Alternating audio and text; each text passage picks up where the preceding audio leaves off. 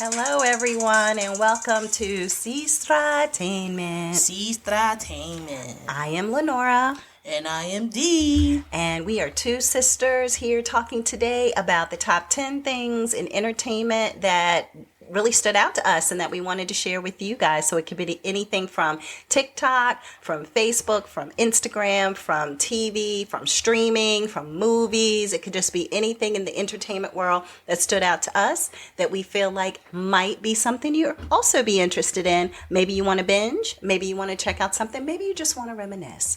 So come on, join us today, and my sister's going to get started so we can just hop right into number 10. Number 10, starting off with Bob's Burgers. All right, Bob's Burgers is a TV show that comes on Fox. It comes on, I believe, Sunday nights. I can't remember what time. I want to say like 8:30, I think, after The Simpsons. I have to double check with that. Yeah. But, so Bob's Burgers is basically about a family of 5.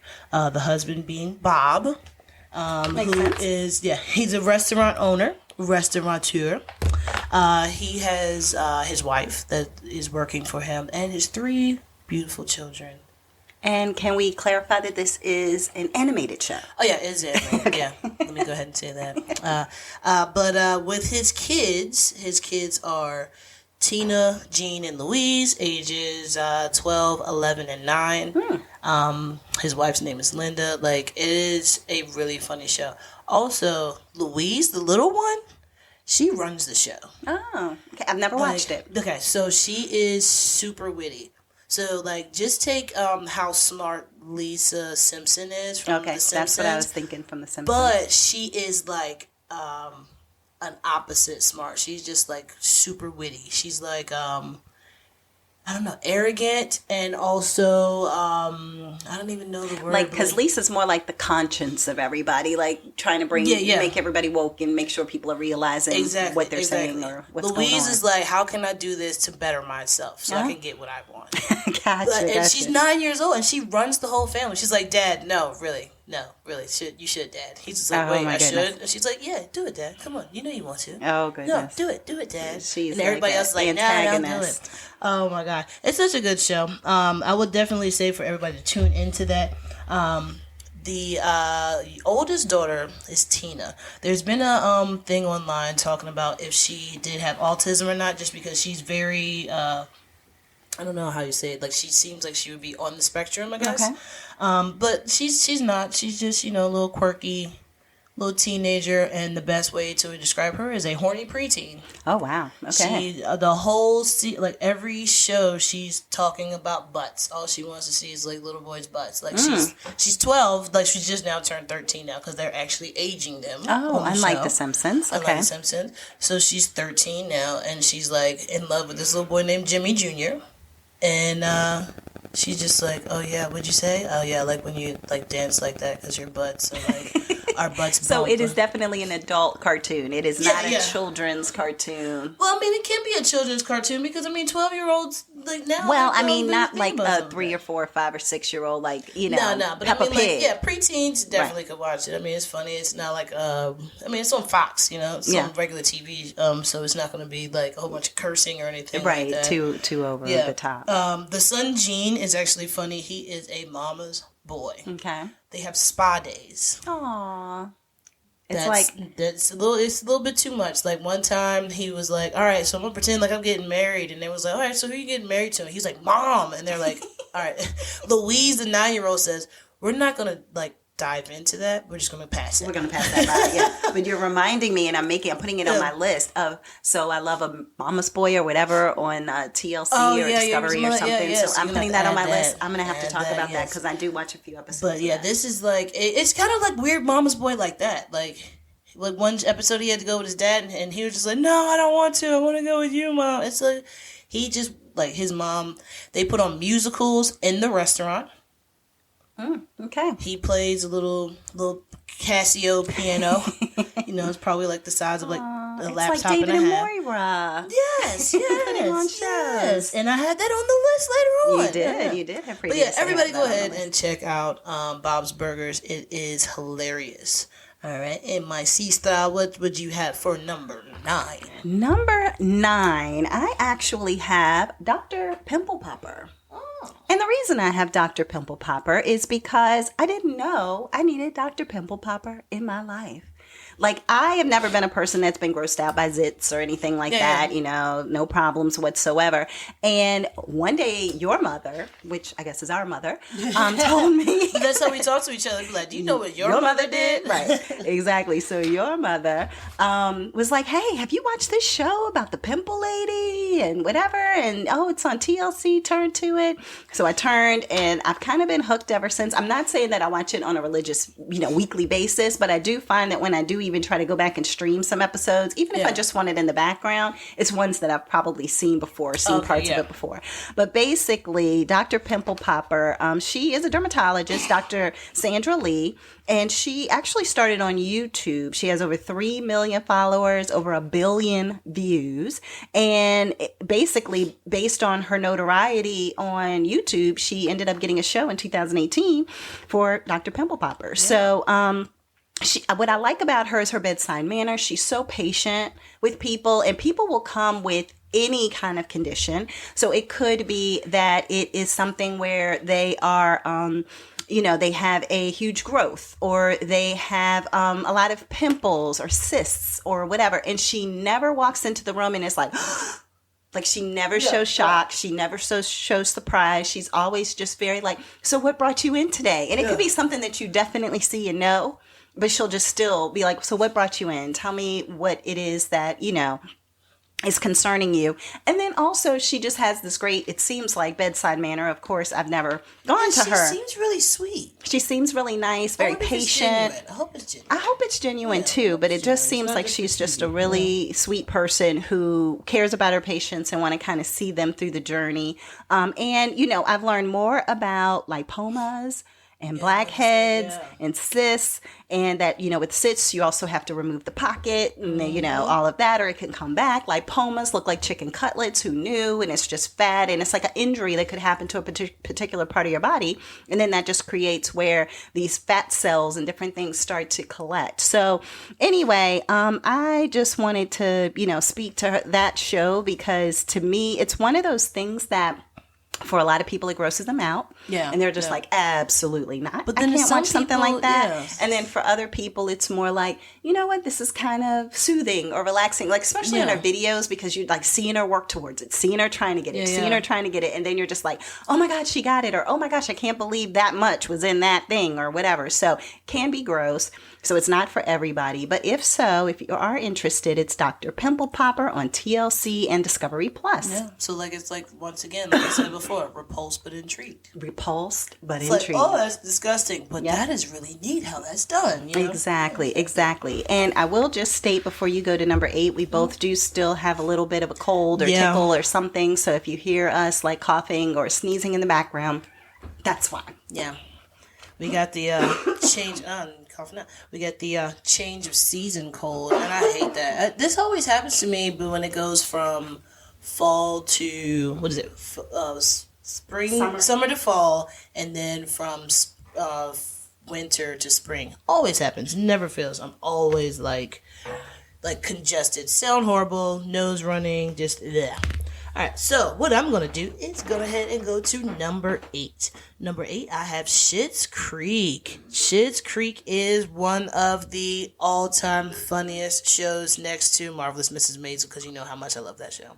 Alright, so with Schitt's Creek, it is an amazing cast. Like, you got Eugene Levy, you got Catherine O'Hara, you got Dan Levy, which is Eugene Levy's son, you got Annie Murphy. I mean, this is amazing show. So what it is, it's a story of a billionaire who, it's Johnny Rose, and what he has is he opened up a thing of, kind of like Blockbusters, but like chain of different movie stores all throughout, I guess it's Canada, because that's where it's based out of.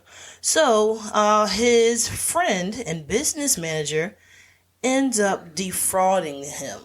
So, now he's going from, I got all this money, to broke. Like, the opening scene is literally them and everything like the FBI are there and like they are coming to go ahead and seize all this stuff out of their house. They're taking like Catherine O'Hara is screaming about her wig. She's like, "No, that's Bethany. Put her down."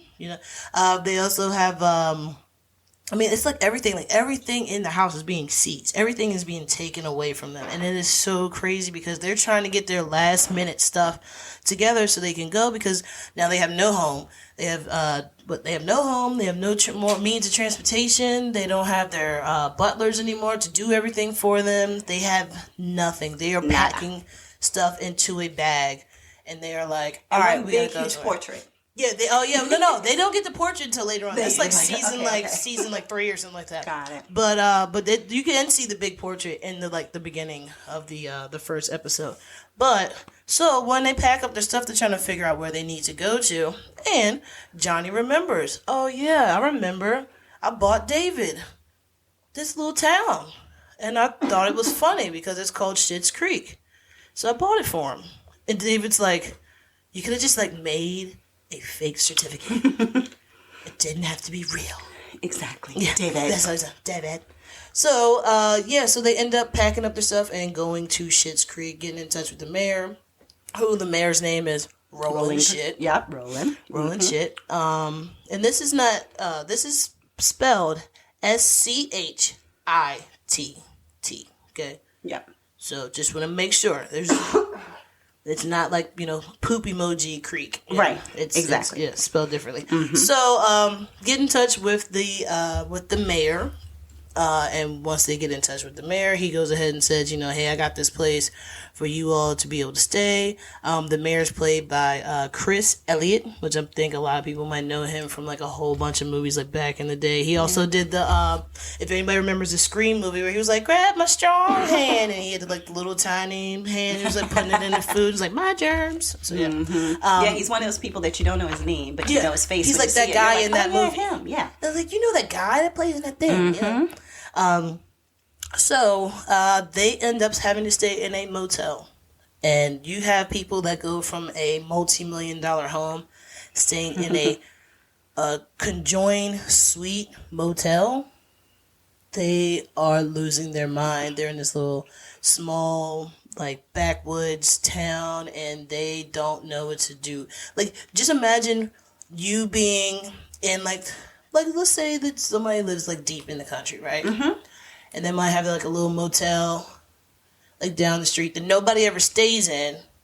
Maybe some crackheads or maybe some prostitutes or something like that. Mm. But nobody actually stays in those. It's just kind of it's just randoms are there. Mm-hmm. And you just walk out one day and you see this woman who has this big luxurious jacket on that's made out of peacock feathers, and she has 3-inch heels, and she has the Prada stuff on, Gucci, Versace, and then she's coming up to you and asking you where can I find the quickest libations? And you're like, what are you talking about, lady? I don't understand this. Where did you come from? Why are you here? Are they filming a movie around here? What's going on? But I would definitely say, everybody go look into Schitt Creek. It is hilarious.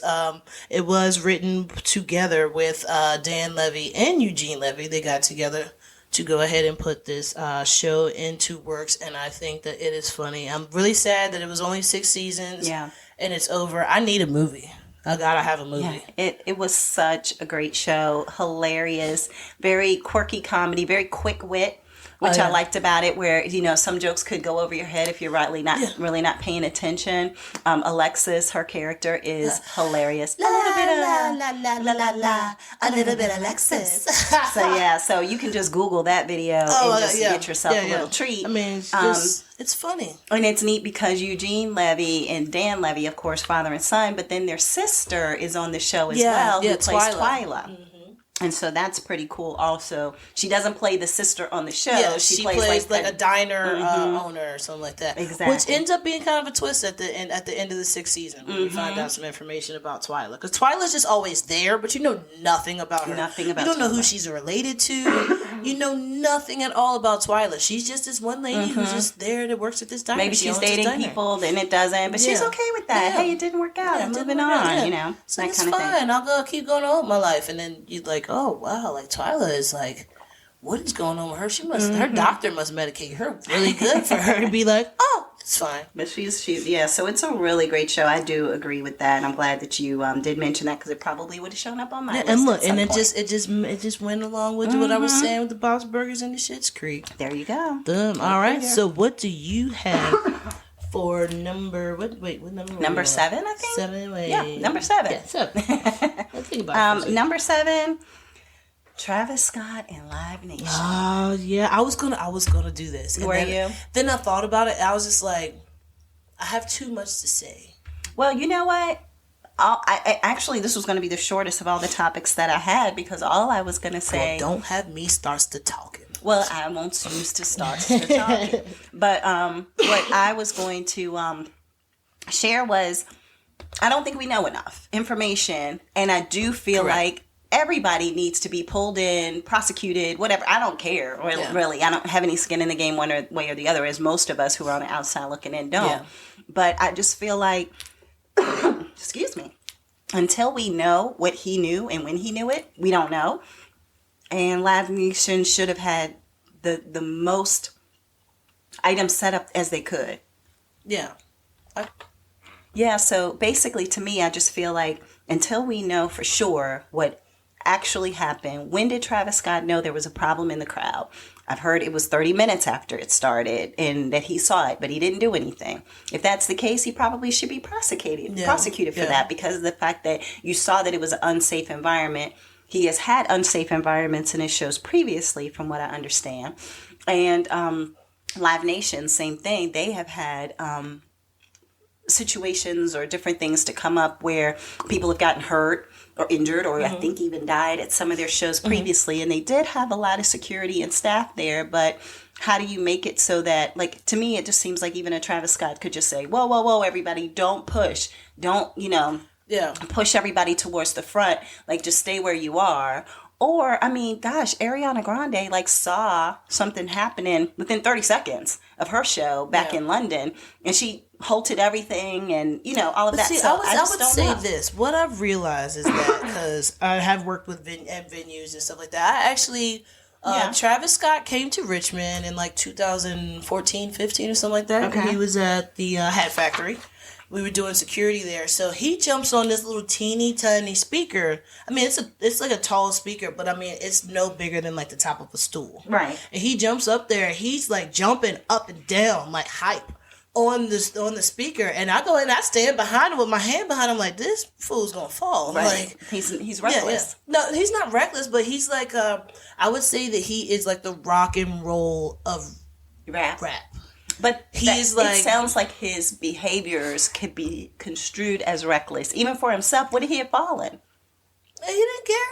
But that's what I'm saying. That's reckless behavior. That's him living his life. He's living his best life. You have a stage for a reason. Yeah, that's true. And you should be on said stage. You don't know if somebody would have tried to climb up on that to be close to him. This was when he first came out, so I doubt that because I don't really think many people in Richmond really knew who he was. Some people, some of the younger people did know, but the other people that were there, because it was also Project Pat and was it Project Pat, 3 6 Mafia, right? It was all over people. Oh, I was I'm old, right? Oh yeah, so but no, it's it was all older people. I don't know who a Project Pat is. Okay, this is a whole conversation that needs to happen another time. Okay, because this is the people who are your age that rap to the people my age. Oh. Okay. That's 3 6 Mafia, Project Pat. I only know of them because they won that award for for Hustle and Flow. Yeah, exactly. Yeah. So anyway, but all right. So so I don't know what the answer is. I will say that there was video of a different Travis Scott show a few years ago where he encouraged people to body surf. He encouraged people to kind of jump from the top balcony down to the bottom balcony, and one guy was fine. The other guy's now quadriplegic or something, well, from see, the concert. That's all right. So the video that I saw, he did tell the dude, he was all right, jump down. He was hey, y'all, look, y'all catch him. He's hey, man, if you jump down, you'll be good. But why are you telling somebody to jump down? Well, I mean, it's get back up there. Yeah, that's true. But I mean, you know what it is? People are going to do whatever they want to do anyway. I have come to realize this is what it is. What is it? Youth. That's youth and the Ute, as what's his name would say, the Ute. As Cousin Vinny would say, the youths. Yeah, Did you say youths? I'm sorry, youths. The youths.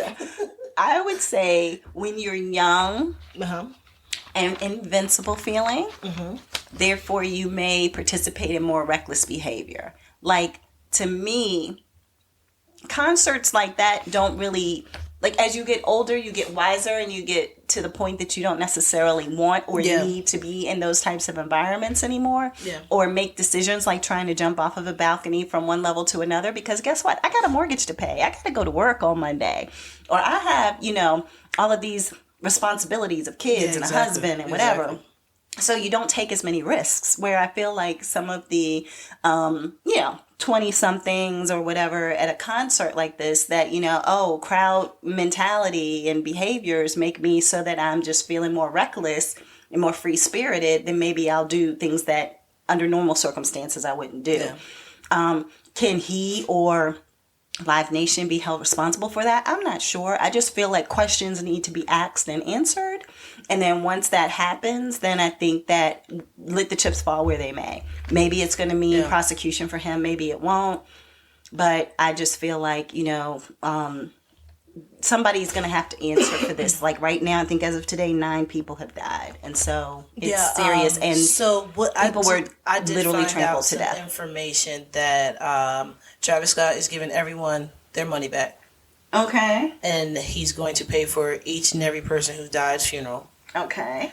And he said that he's going to sit back and talk to his crew or whatever and figure out exactly what happened. He was like, I'm just hurt. Like, I don't even know what to say. Right. But he's like, I'm trying to do the best that I can. So here's my question now. If Live Nation is putting this together, it is a festival, but I mean, there's more people. Is it his festival too? It's called Astro World. Right. I think it's his. I think it's like his concert festival. But I mean, I think that Live Nation. Like it's like Pharrell's concert that's in Virginia Beach. This is his concert through Live Nation. That's the way I understood. I think it's like that, because I mean, there's other people that are there. Yeah, I mean, there's always other acts, but like it's his show that he's the headline. Right. He's the headline. He's the one that's promoting it. But the thing is that, okay, was he in the room with Live Nation when they were just like, hey, let's go ahead and get this amount of security? Like, and I heard they had almost 1,000 security folks. There was one girl who said that she looked and she saw security was just standing on the side. Like, they were just like, we're not going in. Were they properly trained? All of that. Because was security, if they had the barricades in the front, was security standing at the front of the barricades? Like, but they were making it sound like people were getting crushed up against them regardless. Like, people were just getting crushed up against the barricades. Okay, so normally what ends up happening is that if it is a stage, there always is a gap between. So like when we go to the jazz festival, and there's a gap in between the stage and the barrier. The people, the barrier, and then the people are on the other side of the barrier. So with that being said, that's where you can have people like camera crews and audio people come back and forth, people taking pictures, everything, stuff like that.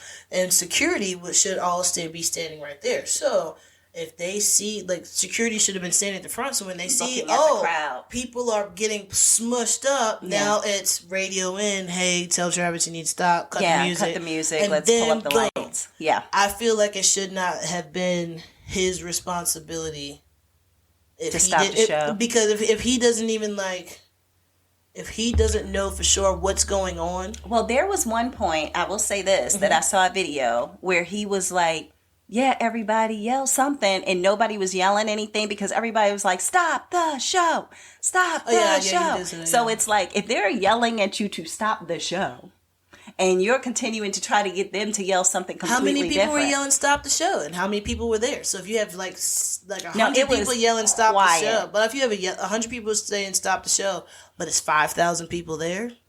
Yeah, I don't know. It all seems a little suspect. Yeah, exactly. And then the whole thing about the security guard that got needled. Yeah, but they said it wasn't drugs in it. They did release that today. Oh, they did. So they said they hit him with Narcan and he came back. Oh, that's what the maybe they're trying to clean it up now. I don't know, but I just heard on the news today in other words, the security guard might have been getting high out there, and then somebody did have to hit him with a needle. I don't know, but because there was that story of people getting hit with drugs, while they were out there. So anywho, but then also the barricade broke on the way coming into Because people just bum rushed or People something? just bum rushed, coming into the festival. Right. They did the same thing at Lollapalooza. And they said that these were people that didn't even have tickets and things like that. So that now you have way coming more in. people. So when that happens, they should have just, boom, all right. So now we need to clear out this whole place. We need to fix this, and then we're just going to push it back. Yeah, and they don't do that. Yeah, they don't do that. Or else just take out some unfortunate. time on the show. Like, I mean, if everybody's going there to see Travis Scott, then whoever the opening person is, hey, homie, sorry, we're going to go ahead and pay you, but you're just not performing tonight. Yeah, that's a possibility. This, But yeah, I understand what you're saying when you're But yeah, to so Travis I mean, Scott thing. yeah, I don't know much about Travis Scott. I know he's with one of the Jenner girls and has a baby. Yeah, I think he's with Kylie. Yeah. Yeah, I can't remember which one, but yeah, so we'll see where everything lands in the end. But that was my number 7. 7. And I had to start writing them down so I can remember which is which. All right, so my number 6. Number 6 is Grace and Frankie. Grace and Frankie is on Netflix. It stars Lily Tomlin, Jane Fonda, Sam Waterston, and Martin Sheen. It is hilarious. If you want a show that you can watch with your grandparents, like if you want 4 generations of people to sit down and watch a show together, that would be it. Sort of. One of the seasons is all about dildos, so maybe not so much. I mean, the but vibrator. like, if you get like a grandma who's like in her 80s, and then her kid, and then like I think it would be. I mean, I think it's fun. They do it in a very funny and comical way. I've been watching it with my mom, on occasion, and it is funny. But at the same time, I could see where some people might feel uncomfortable with that particular part of that season. Yeah, I can understand. But for the most part, no, it's funny. It's hilarious. I mean, it's not anything that's. It's not the thing that I like about the show is that it's comedy on all levels. Yep. You got the raunchy. You got the, like, dumbfounded, like, stupid, obnoxious. You have the goes over your head. It's so much. I mean, I don't know. I just love it. All right, so what it is it's the story of these 2 older couples. And the couples are complete opposites. So what it is that Sam Waterston and Martin Sheen are, what are they? Lawyers. Lawyers. They're lawyers. They have their own firm. Boom. That's them. They've been in the firm for like 30, 40 years. Yeah, they're ready to retire almost. Long time. So what ends up happening is... and they're married to the other 2 ladies. Yes, Grace so that's what I was getting to. So Jane Fonda is married to Martin Sheen, and they are like a conservative couple. Really like, prim, proper... she drinks martinis, he, drinks coffee with everything, like very, very conservative. And then you got Lily Tomlin and Sam Waterston they're hippies. That's all it is. They're hippies. Mm-hmm. They're like with crystals and all this other stuff. But I mean, so what ends up happening is that Sam Waterston and Martin Sheen decide to tell their 65-plus-year-old wives while they're out at dinner together, hey, we got to tell y'all something. We've been sleeping together, and we're leaving you. You saying this in the restaurant after y'all been together for how many years? Just because they knew they didn't want a scene. Yeah, that's why they did it, because they knew that they didn't want a scene. So now you have these 2 women who are devastated because they're just like, my whole marriage was a lie. Like, this man, I did not know that this man was your lover. I thought this man was like your business partner, your best friend. Yeah. Not your partner. Yeah, not your partner. So, basically, what ends up happening is the 2 wives, Lily Tomlin and Jane Fonda. Lily Tomlin's name is Frankie. Jane Fonda's name is Grace. So them 2, they end up being like, I can't be around. They leave the restaurant, go home, can't be around their husbands, just got to get away from the house. When they go ahead and leave, they go to the beach house. The beach house is amazing. It's gorgeous. Oh, it's a beautiful house, but it was bought together by both families, which means that the husbands bought it, and I guess maybe that was their love shack, Love shack, yeah. Love shack. So now you have 2 women who are total opposites that don't even like each other, that are in the house together. It's like, wait, this is my house, and she's like, wait, no, this is my house. It's like, well, I was here first. You need to leave because you're getting on my nerves. I'm already pissed off about my husband leaving me for your husband. So, like, get out of my face. And then they end up arguing back and forth. It's like, what is it? So in like the 6th season, and they are like best friends. Yeah, best They friends. started businesses together. Yeah, can't be without each other. They've been on Shark Tank. Right, I forgot Shark about that. Tank, yeah. They like one of them got remarried and the husband got indicted. Like, Yeah, exactly. What else happened? One of them's dating black dude. Yeah. Yeah, it's like interracial. It's hippies. It's conservative. It's everything. It's everything. And then the journey of the children with all of this happening too with the son parents. living in a tiny house. Well, also, Lily Tomlin and Sam Waterston, their sons are adopted. Yes, adopted sons that have very interesting names. Yes, Coyote and Nabu. God, I can't remember, but they call him Bud. Yeah, Nabukai. I can't remember. I think it's Nabukai or something like that. Something, yeah. But yeah. And then you have the two daughters. And one of them is just like Jane Fonda. Like the oldest one is just like Jane Fonda's her character, Grace, just like her character. So you got like the daughter who is a smart mouth. Like, just, I'm about business. Leave me alone. Type A personality. Don't talk to me. Right. Why are you looking at me? Right. Didn't you know that the door's over here and this is my office? Maybe you should leave now. Like, and then the other sister. The other sister is just like, she's a stay-at-home mom. Yep. You know. Nice, sweet. Nice, sweet. Mm-hmm. Nice little girl, you know. Yep. Exactly. And I mean, it's just, I just love the show. It's like me being nice and sweet and you being a type A personality. Oh, absolutely. I'm all over the place. Please. I am everywhere. Got it. I'm like Visa. Everywhere you want to be. There you go.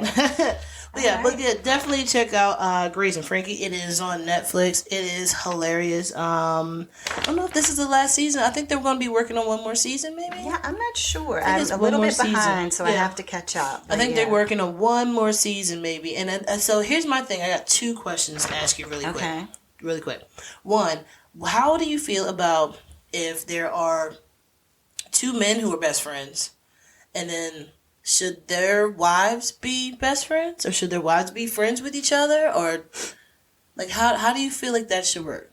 I mean, I can see where there are some people who feel like both couples should be friends and friendly, but I don't personally feel like it's a necessity. For me personally, I don't think that because I have a female friend, if she gets married, I have to force a relationship between 2 other people, because I could have had this female friend for 20 years. Yeah, that's true. And then this other person just shows up, and in 2 years they're supposed to make a bond with my partner. Like, I don't think that that's necessarily a requirement.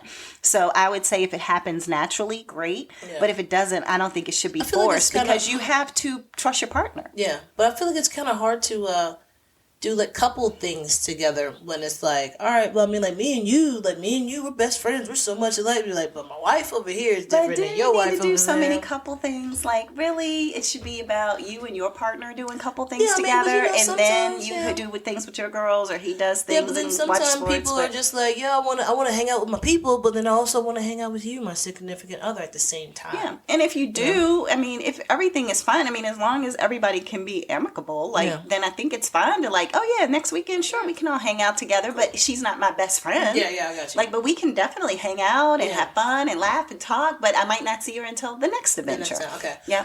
My second question was, how do you feel about with like Grace and Frankie and both of the actresses being in their mid-70s, I think Jane Fonda's 80. Is she 80? I think. Look her up. Google it. I think. I know that Lily Tomlin was in her 70s. Jane Fonda might be. But, I mean, like, with those ladies being at that age, I think that Netflix did an amazing job by opening up that. Yeah, there's not a lot of opportunities in which they do put older women on. As the stars of the show. Jane Fonda's 83. 83. Yep, looks amazing, by the way. Yeah, she said she says, she's like, they're like, Jane, like, what is your secret? She's like, I have a lot of money. So she does a little work. I mean, both of them do a little work, but they have really good doctors. That's the good thing. So, but great questions. So that's what I just want to ask. And and I think Lily Tomlin is. Oh, Lily Tomlin's 82. Yeah, I guess when I first looked it up, it was like back when it first came on. Right, when it first came on. Yeah, and then Lily Tomlin, she actually doesn't look that bad, but Jane Fonda, like, she's definitely. she's not going overboard with the plastic surgery. I did love the episode that they had, and we won't stay on this topic much longer, but of her doing, like, pretending to be someone who did have a lot of plastic surgery. And I was like, and wait. big lips and stuff. And they I didn't got explain so confused. I know, nothing was explained. I just got so confused, and I looked at it, and I was just like, oh, I'm getting it now. That makes sense. Yeah, it was like a flash forward or flashback or some kind of, like, dream state, but it was great. So, but yeah, that's it. Grace and Frankie, check it out, Netflix. Go ahead. What do we have for number 5? Number 5, I have Dr. Andrew Jimerson II, MD, who actually is also known as Dr. Curves on Instagram. So I don't know how Dr. Curves stumbled upon my page. I have no idea who Dr. Curves is. Dr. Curves is a gentleman, and to me, when I saw him, I was like, oh, he reminds me of somebody, and he literally reminds me of, what's the guy who did The Butler? I can't think of him, Star, the whole thing, the producer, the guy, the TV guy. Gosh, I had his name. Forrest Whitaker? No. Lee Daniels? Lee Daniels, thank you. Couldn't think of his name. And I literally... You said the Star. That's what I was saying. No, I said the show Star. Oh, okay. The Star show. The TV show. TV show Star. And Lee Daniels. Yeah, The Butler and all that. I have never mentioned Lee Daniels' name before. Oh, and in my life. It just came from out of nowhere. There you go. You're welcome. But this guy is basically a plastic surgeon who looks like he could be his brother, basically. And so what happened is that I was scrolling through Instagram, and this particular doctor, Dr. Curves, and I just gave you his name in case you wanted to look him up that way, but he has the most amazing work. And I know you all can't see this that I'm getting ready to show my sister, but he can take somebody from completely flat. Oh, that's Kim Kardashian's doctor. Well, he could. It looks very familiar to that, but he can take someone who is completely flat when it comes to their butt and do a Brazilian butt lift that will make people fall out, when they walk down the street, and they'll look like Kim Kardashian. Yeah. And he takes the skin, and he'll show sometimes the video. It has sensitive content, so you have to access it, like press that you want to access it to see it. But he'll take things from their stomach, the fat from their stomach, the fat from their back, from their love handles, from different areas, and he will put it and inject it into their butt. And so in the process of doing that, it just creates this perfect to me looking apple bottom kind of booty. And so therefore I personally have enough junk in my trunk that I would never need or want this service. I've actually lost 40 pounds and I still have too much junk in my trunk, if you ask me. So I'm not looking for anything like this, but it did literally make me stop in my tracks to see the work that he can do, because it's just phenomenal to just scroll through all of the folks. Now, the interesting thing about Brazilian butt lifts is that of all of the elective surgeries that people can sign themselves up for, Brazilian butt lifts are the most dangerous. Yeah, I did hear about that. Yep, they're the most dangerous. And so basically, 1 in 3,000 people who get a BBL, as they call it, can die from it. And so it's because of the fact that you have to put the fat that you're collected in between the skin and the muscle and not into the muscle. Because if you put it into the muscle, it could potentially get into a vein and that will become a clot. So therefore, they're saying that people, can die. And that's why they also recommend not going to anyone who's not legitimate. I mean, we've all seen stories and things about people who have gone and gotten concrete in their butt or some kind of silicone or something weird or something that, has also created deaths. But even legitimate doctors, if you go to them, something potentially could go wrong. And so he does tummy tucks. He does, he gives men what looks like they have abs. He'll do breast augmentation. It's a little bit of everything. And I mean, it just looks like he does great work. Of course, I'm not recommending him or anything like that. He's based out of Atlanta. But for me personally, just scrolling through Instagram, I was like, it kind of stopped me in my tracks because I was looking at this woman, and he'll have the people, they have had that one woman who was like recording people and they didn't even know she was recording them.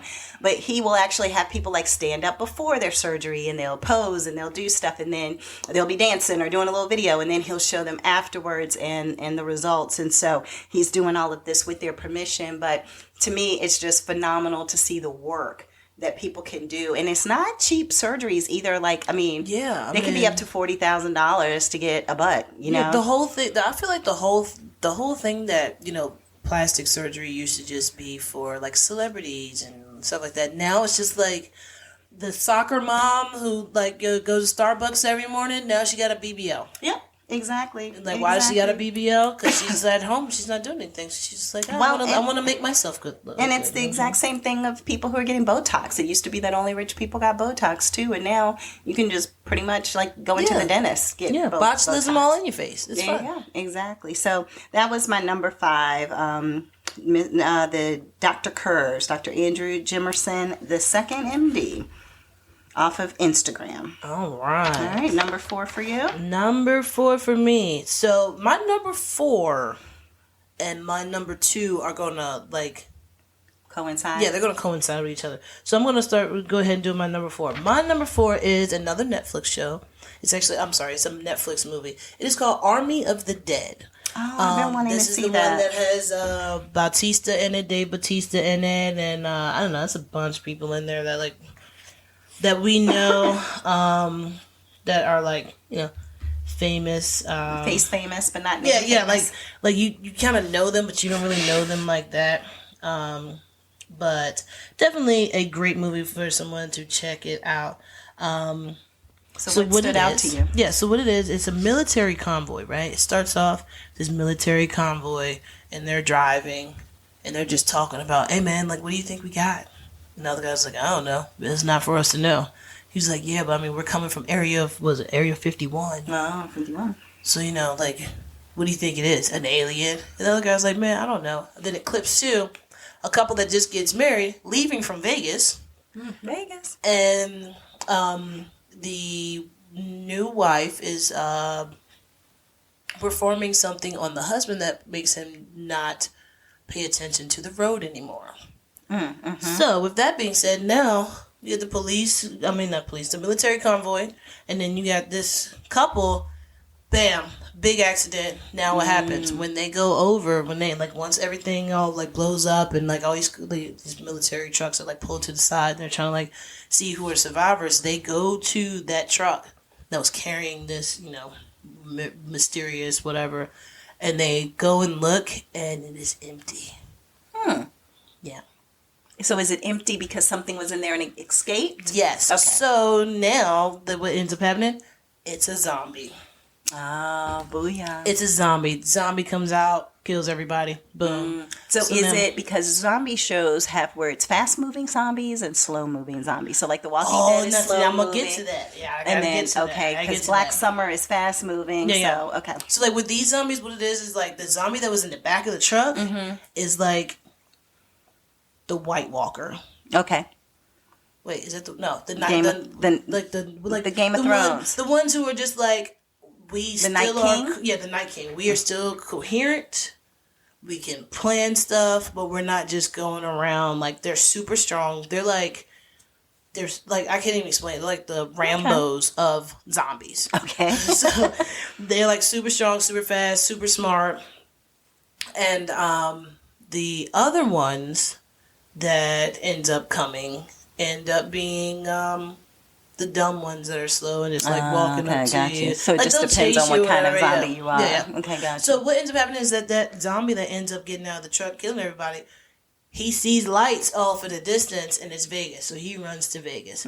So what it is that once they get to Vegas, the government goes ahead and quarantines Vegas because now there is zombies everywhere. You go from being like taking pictures with like somebody on, like in Fremont and just like fine, and then boom, click to now that person biting your face off. So they turn into zombies after they get bitten, like some of the other zombie things. Exactly. Okay, so it's not like a plague that just starts taking over Vegas. It's not clear because there's something coming from Area 51. Yeah, exactly. But it's not in the air. Where's the spoon? Aha. Oh, gosh.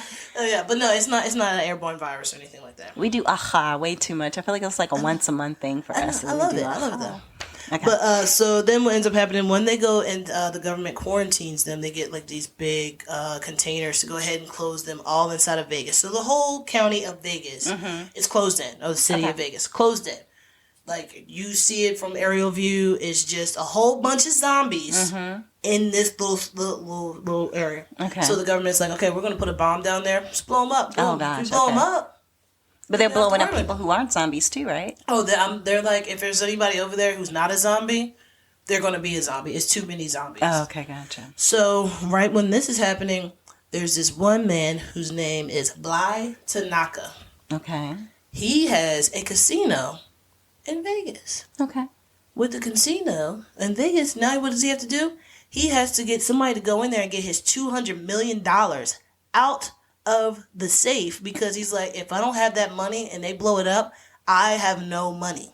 I can't restart. That's all my money. So, yeah, because zombie apocalypse alone doesn't mean it's going to be a true apocalypse. Right now, it's just a Vegas apocalypse. It's just so a Vegas, he wants to have his money for when that. Okay. So now it's a team put together. It's just to go get the $200 million. Dave Now, what's Bautista their cut? is like, you do remember? I was just wondering. It was, everybody gets like a different cut, because it's like they go to the one dude who's just like an Instagram famous, just like he's getting famous off of killing zombies. Oh, okay. But he's like fearless when he goes. He'll walk up to him and, just be, oh, and like shoot him in the head, you know.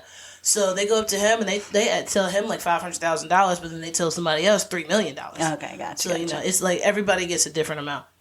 So from there, it's a team put together. There's one guy who is the safe cracker. You have to have this guy who he doesn't know how to hold a gun. He has like scissors at one point in time. Like he has an axe. He has like a knife. Like he doesn't know what to do. He is scared of everything. So they're going in, and they have to go and get the money out, and then bring it back out before the bomb goes off. Okay. Great movie. Definitely look into it. And then like what I'm going to talk about on part 2. It's going to be great. It's going to tie it all in. Well, then I will jump into number 3. I was like, I'll have you help me with the numbers. Number 3, I have Clickbait. Oh, good. On Netflix. So basically, Clickbait, a lot of people may have already seen it by the time that you listen to this podcast, but for the most part, it's about a guy who's a husband and a father of 2 sons, and there's his sisters in the show, his mom in the first episode, and he basically gets kidnapped, and he has to hold these signs that say different things like, I'm a cheater, or I have murdered somebody, or whatever the case may be, and I disrespect women, whatever the case may be. So he has all these signs that he has to hold up, and then he holds up this sign that says at 5 million views he's gonna die. So they'll kill him at 5 million views, and everybody is like, what in the world is going on? Like his wife is like, he's a nice guy, he's sweet, he's a family man, like I don't know why somebody is making him do this. So at first I think people thought it was a joke, but then the more of course you click on the videos to watch it, the more that it goes up closer and closer to 5 million views. And so the whole premise of the show is basically around, did this guy do the things that somebody is making him hold up these signs and says he does? And if he did, why did no one really know this side of this particular guy? If he didn't, why is somebody setting him up? Yeah. And then they have these different episodes that are based on different people on the show. So like one episode is called The Sister, and it's kind of the story and backstory of the sister, who is she pissed a little me off. She's a little sporadic, a little annoying. Well, very annoying. I mean, like it says 5 million views, and you keep watching it over and over. Yeah, exactly. Like all you're doing is pushing it up closer and closer to 5 million. So, and then she tells somebody else, "Don't keep clicking on it." And I'm like, "That's what you've been doing this the whole episode now." Yeah. So then you have an episode that's about the wife and what's going on with her. You have an episode about the son. You have an episode about the detective. You just have all these different episodes. And then by the end, it kind of just ties everything together, which of course I won't give any spoilers there. But it's just one of those things that just kind of is suspenseful, if nothing else. Yeah. And it really keeps you on your toes and keeps you on the edge of your seat, because you're like, okay, is he going to die? Is he not going to die? Is he a bad person? Is he not? A bad person? Like, is it this person? Is it that person? Oh, maybe it's over here. Oh, gosh, this next episode makes me think it's this person. Yeah, exactly. And then just seeing the whole way that everything unfolds. And so to me, it was great. I ended up binge watching it for the most part because it was just an awesome show. I could see where It could be a one and done. I don't know if it's a way that they can make it a series or not, based on how the show unfolds, and if there's something else that could be a different type of clickbait type of scenario, so to speak, or I don't know, whatever it could be. But that's Clickbait on Netflix, so I won't spend much time on that because I think, again, a lot of people have probably already seen it, but I did think that it was a great enough show to bring it up for anyone who hadn't, or anyone who just wants to reminisce with us about how great it was. Yeah, it is a great show. All right. So, numero dos. All right, so for number 2, like I said, it's going to tie into my number 4. It is, I had the Army of the Dead. Now I have Army of Thieves. Thieves. So this is actually going the story of the guy whose name is Ludwig Dieter. Okay. And it's the story of him going ahead and like him learning how to crack, like him going into learning how to crack into safes and all this other stuff. To become a thief. To become a safe thief. Like he just works on safes and he's on YouTube showing people how to do all this stuff. You know, that's basically what he does. Okay. So, and then from there he goes into like this little competition, and then someone's like, hey, I want you to be on this team so we can go in and we're going to hit all these safes. And there's one safe called the Rheingold. There's one safe called the Valkyrie, and there's one safe called the Siegfried. So it's like, okay, he was like, oh, I can crack all of those. Who are the safes owned by? Bly Tanaka. What? From the other one. Yeah, so I'm saying. So they're all tied into each other? Yeah, they're tied into each other. So this is actually the story of when the zombies are first showing up. Oh, so which one came out first? So what came out first was Army of the Dead, but if you go in like numerical order, it would actually be Army of Thieves into Army of the Dead. So the Army of Thieves is before. Okay. That's actually how they ended up finding him to go ahead and crack the safe at the casino. At the second show. Yes. So with this, it's like a whole team that put together just so you can go ahead, and they are now, instead of like Army of the Dead, they're trying to get the money for Tanaka. Now they are taking money from Tanaka. But the story of this guy who's like the safe cracker, he is like so into it that he sees these safes and he's just like, he's telling the backstory. Like he's telling you about all, and he knows everything. He's like, well, if I don't do this right, and this is going to happen, and this is going to happen. And he was like, I'll tell, and he laughs about some stuff, and he's like, what happened? He's like, it's fine, I have one more time before, you know, and it's going to lock forever. And they're like, wait, what? Like, hold on, wait a second. But definitely with the story of him, great story. It's like this little geeky, I don't know if he's like German or something like that, little guy. And then it just goes from there into going to where Dave Bautista goes to meet him to get him to come in for the Army of the Dead. Got it. Definitely I like a great one. I mean, like, very suspenseful. It got a little bit of love scene. Well, not love scenes, but love interest. Love interest in there. It's a couple of love interests in there. And it's definitely good. So definitely check that out. That is Army of Thieves on Netflix. So watch Army of the Dead first and then watch Army of Thieves. Oh, actually, it really doesn't matter. Either way. Yeah, either way, you can watch it in the order in which it was filmed, or the came out, order like numerical, chronological order of how it could have flowed together. Yeah, definitely check that out. All right, great. So what you got for number 1? Oh, no. One. I have The Morning Show on Apple TV. So I recently started watching the second season of The Morning Show, so I'm a little behind some folks who may have already been watching it. But for anyone who hasn't started, or anyone who doesn't have Apple TV, because there's so many streaming services out there, you kind of have to pay for a bunch of different ones in order to see all the great things that are out there. This particular show, it is about basically the Today Show situation of Matt Lauer getting terminated from the show based on sexual harassment claims and sexual misconduct and things of that nature. And so it has Reese Witherspoon, Jennifer Aniston, Steve Carell as the main characters. And for the most part, the first season is really all about like, well, who knew that this was going on? Who was trying to cover it up? Who didn't know and was completely in the dark, and who, were willing participants with him, you know, because they were like, well, I wasn't harassed. I was in the game with them, you know, that's fine for me.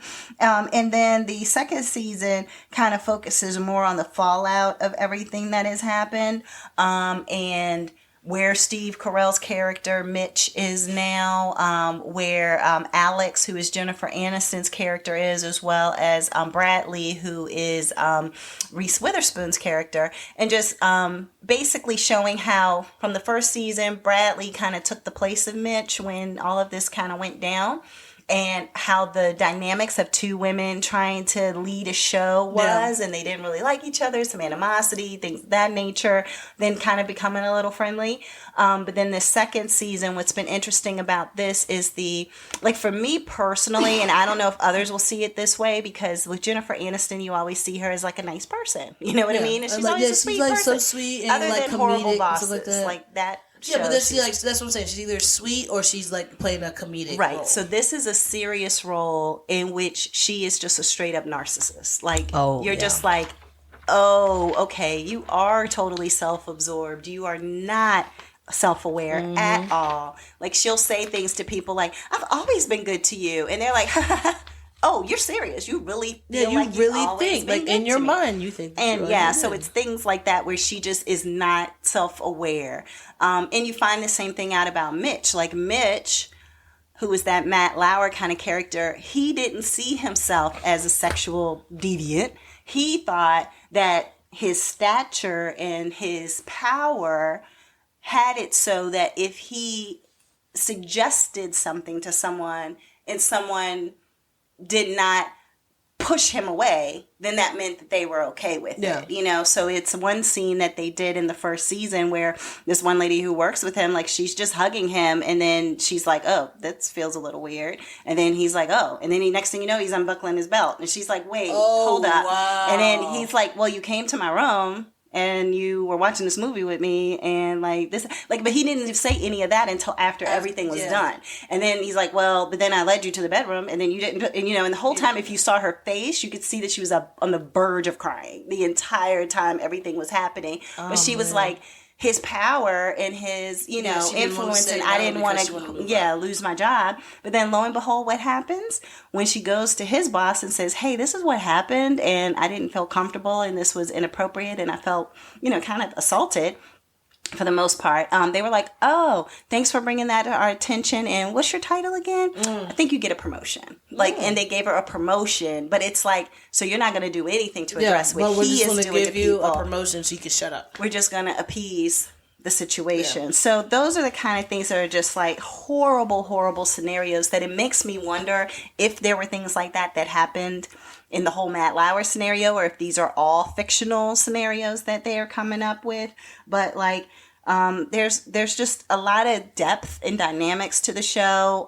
It is a little slower. Well, it's not slow to start because it starts with Mitch being fired. But basically, some of the first season slowed down a little bit. But for the most part, the second season, I've just been blown away. They're talking about Bradley dealing with her bipolar alcoholic brother. Which character is Bradley? Is Reese Witherspoon's character. You have Alex, who again is a narcissist and thinks everything is about her, and she turns everything around to being about her.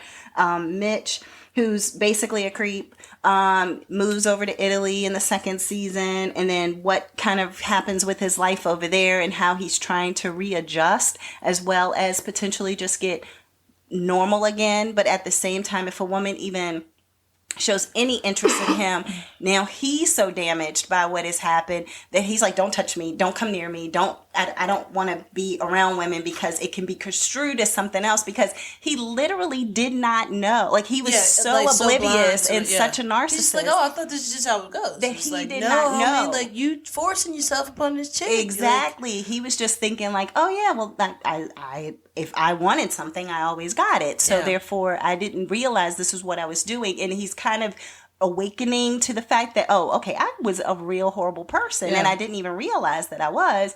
And as he's trying to become better, it's like it's not clicking or working because he's so damaged from not knowing he was a horrible person, then he's just like, oh, okay, I don't even know if I can go down this path because I could be thinking everything's fine and she's thinking something else and I don't even know that. So I'm just going to stay away from everything, you know? So it's just a really interesting take on everything. And then there's one lady, Hannah, who was the one with the whole in the bedroom and the scene with the movie and all of that. And her storyline kind of takes over 2 seasons as well. And that's very powerful and dynamic also. So that is my number 1. So The Morning Show, Apple TV, for anyone who wants to check that out.